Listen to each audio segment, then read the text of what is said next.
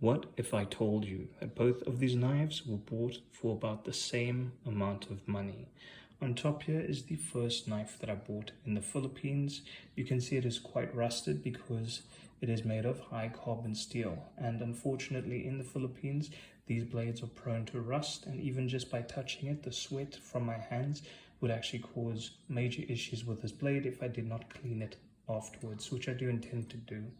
This handle we had to modify to make it more user-friendly, but overall this is a very durable knife that we bought for 400 pesos, and we did it to support the local business that's making knives here. And you can see it's not actually made that well, and I hope they do improve over time. So I'm not going to say where I bought this one from. You can see there is a brand. Okay, so 400 pesos. This bottom one we got for about 500 pesos after my wife haggled with the seller. They were initially selling it for 750 pesos, and fortunately we managed to get them down to about 500. That is about $8 US.